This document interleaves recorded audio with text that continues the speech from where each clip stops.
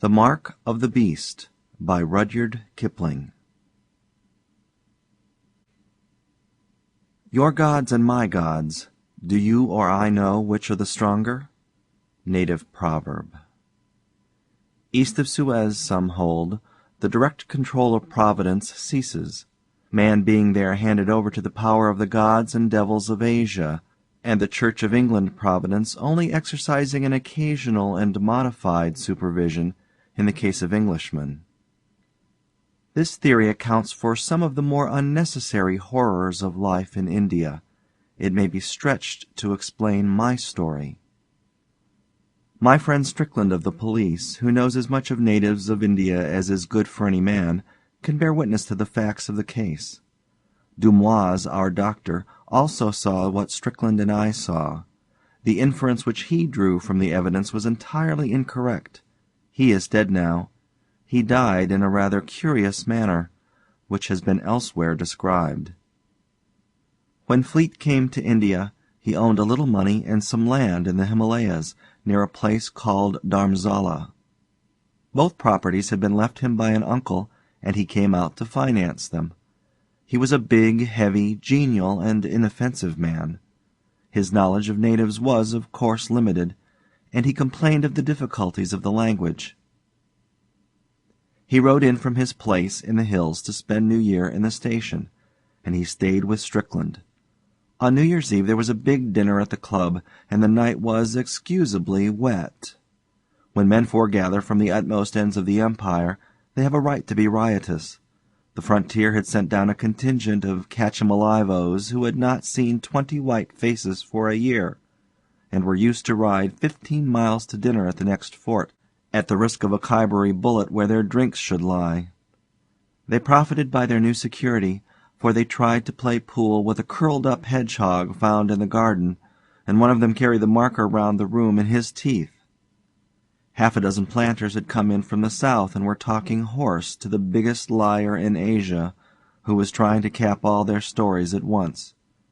Everybody was there, and there was a general closing up of ranks and taking stock of our losses in dead or disabled that had fallen during the past year. It was a very wet night, and I remember that we sang Auld Lang Syne with our feet in the Polo Championship Cup and our heads among the stars, and swore that we were all dear friends.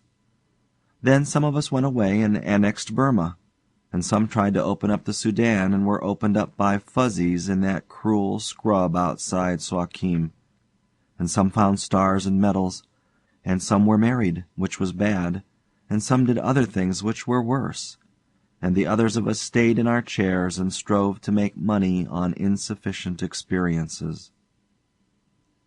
Fleete began the night with sherry and bitters, drank champagne steadily up to dessert, then raw, rasping Capri with all the strength of whiskey, took Benedictine with his coffee, 4 or 5 whiskies and sodas to improve his pool strokes, beer and bones at 2:30, winding up with old brandy.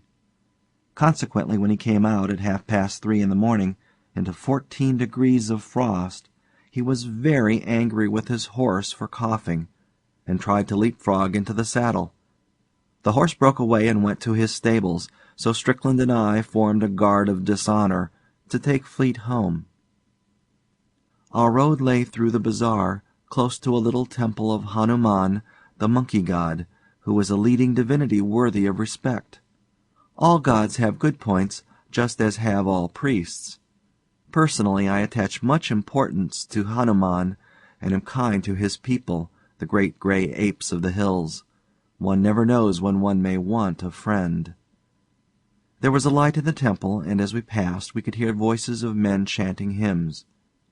In a native temple the priests rise at all hours of the night to do honor to their god. Before we could stop him, Fleete dashed up the steps, patted 2 priests on the back, and was gravely grinding the ashes of his cigar butt into the forehead of the red stone image of Hanuman. Strickland tried to drag him out, but he sat down and said solemnly, "See that? Mark of the beast. I made it. Isn't it fine?" In half a minute the temple was alive and noisy, and Strickland, who knew what came of polluting gods, said that things might occur. He, by virtue of his official position, long resided in the country, and weakness for going among the natives was known to the priests, and he felt unhappy. Fleete sat on the ground and refused to move. He said that good old Hanuman made a very soft pillow. Then, without any warning, a silver man came out of a recess behind the image of the god. He was perfectly naked in that bitter, bitter cold, and his body shone like frosted silver, for he was what the Bible calls a leper as white as snow. Also he had no face, because he was a leper of some years' standing, and his disease was heavy upon him. We too stooped to haul Fleete up, and the temple was filling and filling with folk who seemed to spring from the earth, when the silver man ran in under our arms, making a noise exactly like the mewing of an otter, caught Fleete round the body, and dropped his head on Fleete's breast before we could wrench him away. Then he retired to a corner and sat mewing, while the crowd blocked all the doors. The priests were very angry until the silver man touched Fleete. That nuzzling seemed to sober them. At the end of a few minutes' silence, one of the priests came to Strickland and said, in perfect English, "Take your friend away. He has done with Hanuman, but Hanuman has not done with him." The crowd gave room, and we carried Fleete into the road. Strickland was very angry. He said that we might all three have been knifed, and that Fleete should thank his stars that he had escaped without injury. Fleete thanked no one. He said that he wanted to go to bed. He was gorgeously drunk. We moved on, Strickland silent and wrathful, until Fleete was taken with violent shivering fits and sweating. He said that the smells of the bazaar were overpowering, and he wondered why slaughter-houses were permitted so near English residences. "Can't you smell the blood?" said Fleete. We put him to bed at last, just as the dawn was breaking, and Strickland invited me to have another whisky and soda. While we were drinking he talked of the trouble in the temple, and admitted that it baffled him completely. Strickland hates being mystified by natives, because his business in life is to overmatch them with their own weapons. He has not yet succeeded in doing this, but in 15 or 20 years he will have made some small progress. "They should have mauled us," he said, "instead of mewing at us. I wonder what they meant. I don't like it one little bit." I said that the managing committee of the temple would in all probability bring a criminal action against us for insulting their religion. There was a section of the Indian Penal Code which exactly met Fleete's offence. Strickland said he only hoped and prayed that they would do this. Before I left I looked into Fleete's room, and saw him lying on his right side, scratching his left breast. Then I went to bed, cold, depressed, and unhappy, at 7 o'clock in the morning. At 1 o'clock I rode over to Strickland's house to inquire after Fleete's head. I imagined that it would be a sore one. Fleete was breakfasting and seemed unwell. His temper was gone, for he was abusing the cook for not supplying him with an underdone chop. A man who can eat raw meat after a wet night is a curiosity. I told Fleete this, and he laughed. "You breed queer mosquitoes in these parts," he said. "I've been bitten to pieces, but only in one place." "Let's have a look at the bite," said Strickland. "It may have gone down since this morning." While the chops were being cooked, Fleete opened his shirt and showed us, just over his left breast, a mark, the perfect double of the black rosettes, the 5 or 6 irregular blotches arranged in a circle, on a leopard's hide. Strickland looked and said, "It was only pink this morning. It's grown black now." Fleete ran to a glass.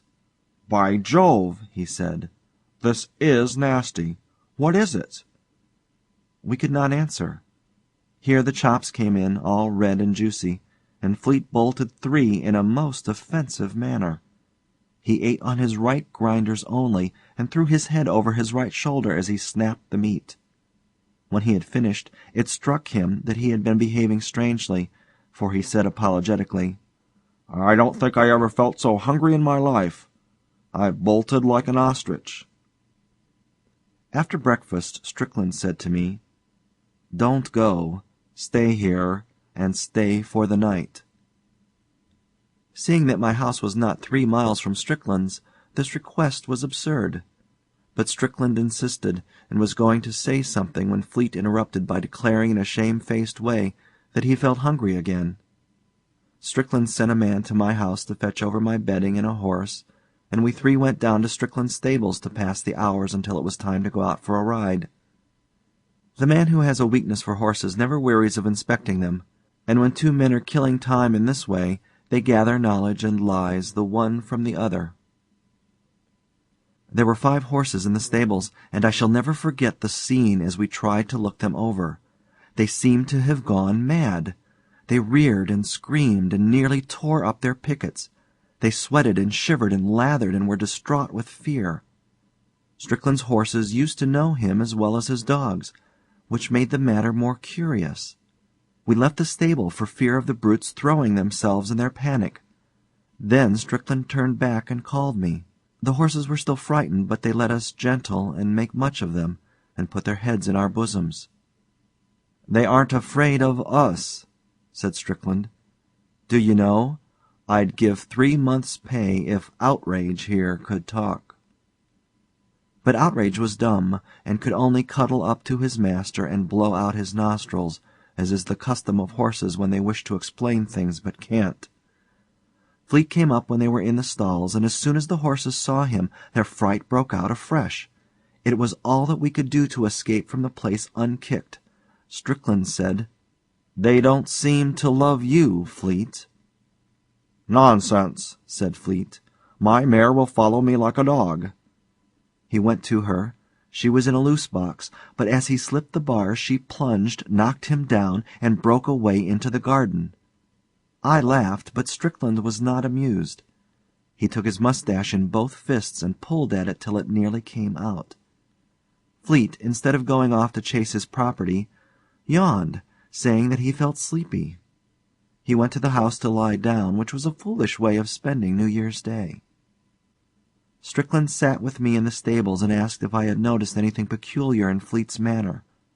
I said that he ate his food like a beast, but that this might have been the result of living alone in the hills out of the reach of society as refined and elevating as ours, for instance. Strickland was not amused. I do not think that he listened to me, for his next sentence referred to the mark on Fleete's breast, and I said that it might have been caused by blister flies, or that it was possibly a birthmark newly born and now visible for the first time. We both agreed that it was unpleasant to look at, and Strickland found occasion to say that I was a fool. "I can't tell you what I think now," he said, "because you would call me a madman. But you must stay with me for the next few days, if you can. I want you to watch Fleete, but don't tell me what you think till I have made up my mind." "But I am dining out tonight," I said. "So am I," said Strickland, "and so is Fleete. At least if he doesn't change his mind." We walked about the garden smoking, but saying nothing, because we were friends and talking spoils good tobacco, till our pipes were out. Then we went to wake up Fleete. He was wide awake and fidgeting about his room. "I say, I want some more chops," he said. "Can I get them?" We laughed and said, "Go and change. The ponies will be round in a minute." "All right," said Fleete. "I'll go when I get the chops. Underdone ones, mind." He seemed to be quite in earnest. It was 4 o'clock, and we had had breakfast at 1. Still for a long time he demanded those underdone chops. Then he changed into riding clothes and went out into the veranda. His pony, the mare had not been caught, would not let him come near. All 3 horses were unmanageable, mad with fear, and finally Fleete said that he would stay at home and get something to eat. Strickland and I rode out, wondering. As we passed the temple of Hanuman, the Silver Man came out and mewed at us. "He is not one of the regular priests of the temple," said Strickland. "I think I should peculiarly like to lay my hands on him." There was no spring in our gallop on the racecourse that evening.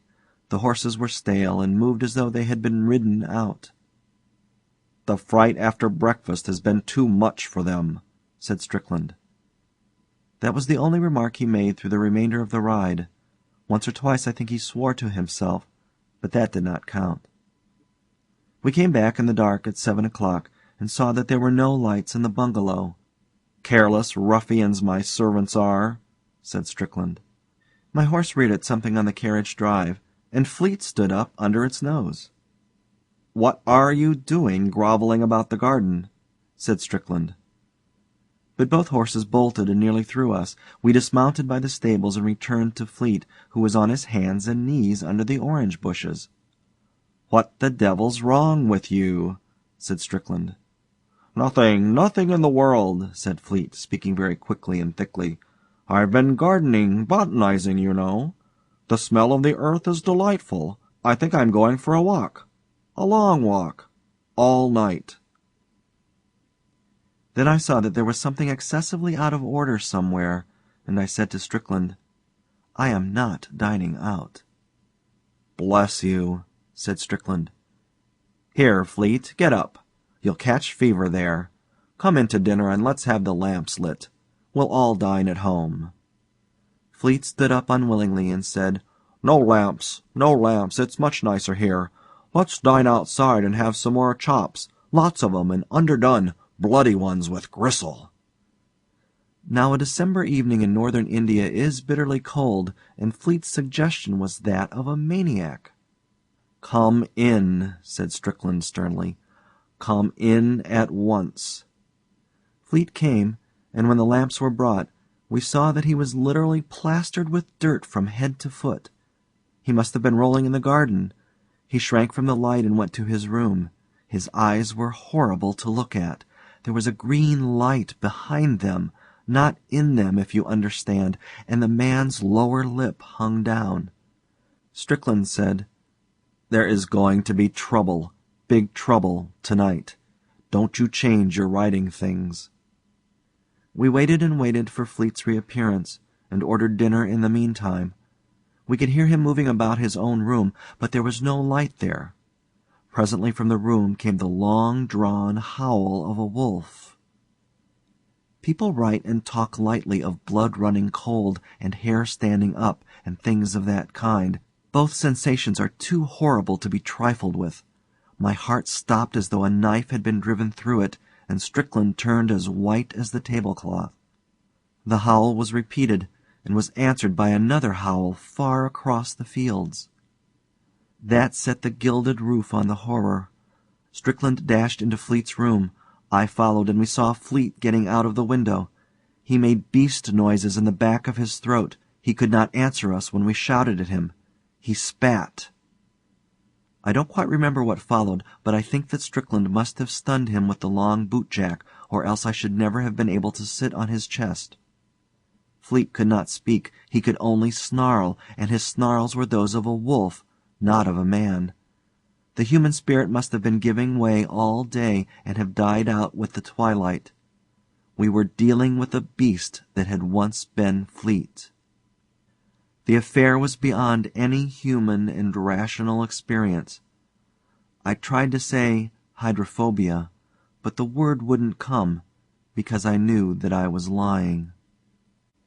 We bound this beast with leather thongs of the punka rope, and tied its thumbs and big toes together, and gagged it with a shoehorn, which makes a very efficient gag if you know how to arrange it.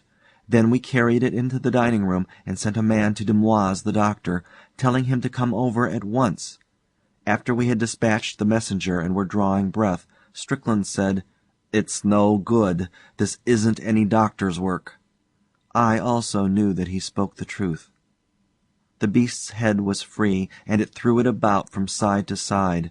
Anyone entering the room would have believed that we were curing a wolf's pelt. That was the most loathsome accessory of all.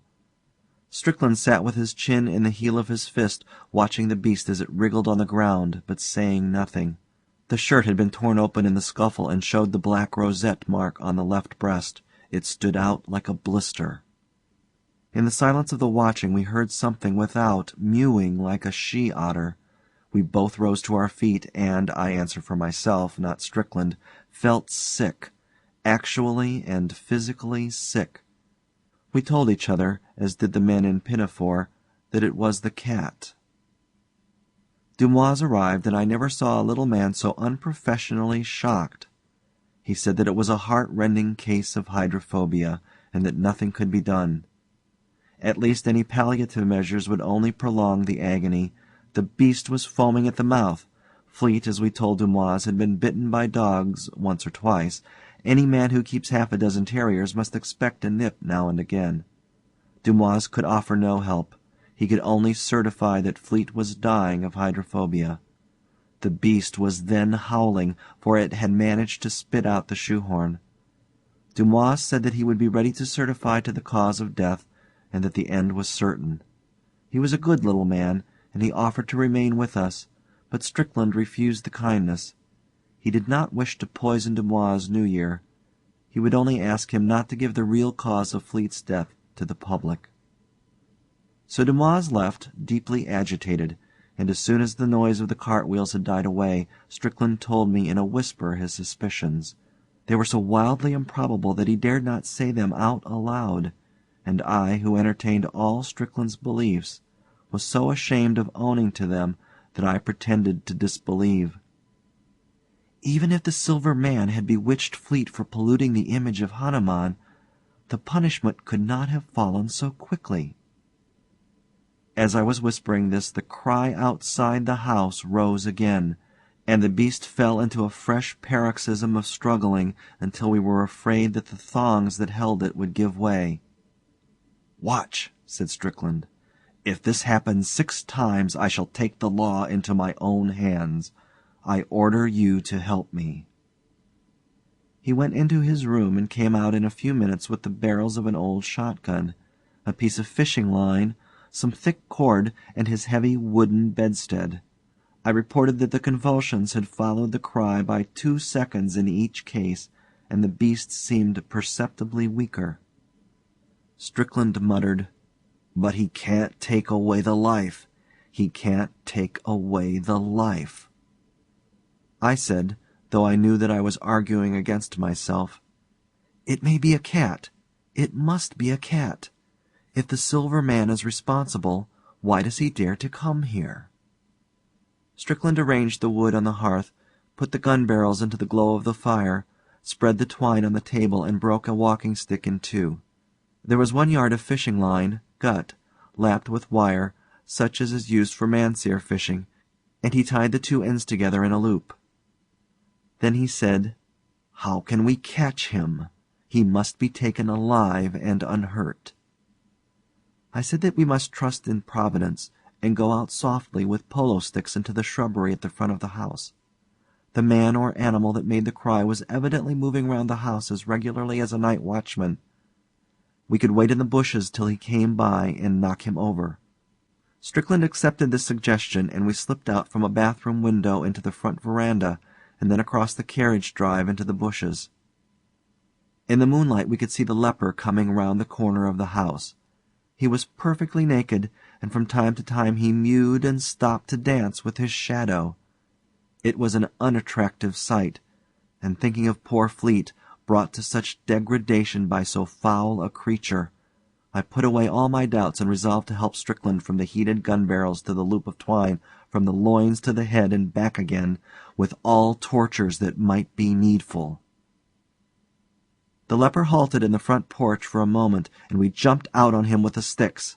He was wonderfully strong, and we were afraid that he might escape or be fatally injured before we caught him. We had an idea that lepers were frail creatures, but this proved to be incorrect. Strickland knocked his legs from under him, and I put my foot on his neck.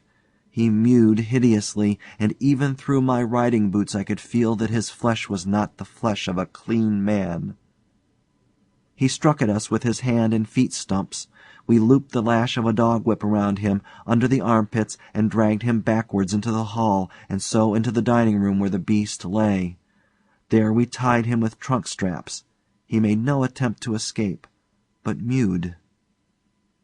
When we confronted him with the beast, the scene was beyond description. The beast doubled backwards into a bow as though he had been poisoned with strychnine, and moaned in the most pitiable fashion. Several other things happened also, but they cannot be put down here. "I think I was right," said Strickland. "Now we will ask him to cure this case." But the leper only mewed. Strickland wrapped a towel round his hand and took the gun barrels out of the fire. I put the half of the broken walking stick through the loop of the fishing line and buckled the leper comfortably to Strickland's bedstead. I understood then how men and women and little children can endure to see a witch burnt alive, for the beast was moaning on the floor, and though the Silver Man had no face, you could see horrible feelings passing through the slab that took its place, exactly as waves of heat play across red-hot iron, gun barrels, for instance. Strickland shaded his eyes with his hands for a moment, and we got to work. This part is not to be printed. The dawn was beginning to break when the leper spoke. His mewings had not been satisfactory up to that point. The beast had fainted from exhaustion, and the house was very still. We unstrapped the leper and told him to take away the evil spirit. He crawled to the beast and laid his hand upon the left breast. That was all. Then he fell face down and whined, drawing in his breath as he did so. We watched the face of the beast, and saw the soul of Fleete coming back into the eyes. Then a sweat broke out on the forehead, and the eyes, they were human eyes, closed. We waited for an hour, but Fleete still slept. We carried him to his room and bade the leper go, giving him the bedstead and the sheet on the bedstead to cover his nakedness, the gloves and the towels with which we had touched him, and the whip that had been hooked around his body. He put the sheet about him and went out into the early morning without speaking or mewing. Strickland wiped his face and sat down. A night gong, far away in the city, made 7 o'clock. "Exactly 24 hours," said Strickland, "and I've done enough to ensure my dismissal from the service, besides permanent quarters in a lunatic asylum. Do you believe that we are awake?" The red-hot gun barrel had fallen on the floor and was singeing the carpet. The smell was entirely real. That morning at 11 we two together went to wake up Fleete. We looked and saw that the black leopard rosette on his chest had disappeared. He was very drowsy and tired, but as soon as he saw us he said, "Oh, confound you fellows! Happy New Year to you! Never mix your liquors. I'm nearly dead." "Thanks for your kindness, but you're over time," said Strickland. "Today is the morning of the 2nd. You've slept the clock round with a vengeance." The door opened, and little Dumoise put his head in. He had come on foot, and fancied that we were laying out Fleete. "I brought a nurse," said Dumoise. "I suppose that she can come in for what is necessary?" "By all means," said Fleete cheerily, sitting up in bed. "Bring on your nurses." Dumoise was dumb. Strickland led him out and explained that there must have been a mistake in the diagnosis. Dumoise remained dumb, and left the house hastily. He considered that his professional reputation had been injured, and was inclined to make a personal matter of the recovery. Strickland went out too. When he came back, he said that he had been to call on the temple of Hanuman to offer redress for the pollution of the god, and had been solemnly assured that no white man had ever touched the idol, and that he was an incarnation of all the virtues laboring under a delusion. "What do you think?" said Strickland. I said, "There are more things—" But Strickland hates that quotation. He says that I have worn it threadbare. One other curious thing happened which frightened me as much as anything in all the night's work. When Fleete was dressed he came into the dining room and sniffed. He had a quaint trick of moving his nose when he sniffed. "Horrid doggy smell here," said he. "You should really keep those terriers of yours in better order. Try sulphur, Strick." But Strickland did not answer. He caught hold of the back of a chair, and, without warning, went into an amazing fit of hysterics. It is terrible to see a strong man overtaken with hysteria. Then it struck me that we had fought for Fleete's soul with the Silver Man in that room, and had disgraced ourselves as Englishmen forever. And I laughed and gasped and gurgled just as shamefully as Strickland, while Fleete thought that we had both gone mad.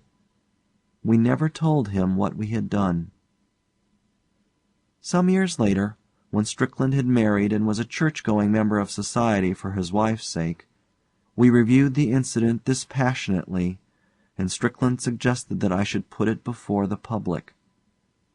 I cannot myself see that this step is likely to clear up the mystery, because, in the first place, no one will believe a rather unpleasant story, and, in the second, it is well known to every right-minded man that the gods of the heathen are stone and brass, and any attempt to deal with them otherwise is justly condemned. End of The Mark of the Beast by Rudyard Kipling.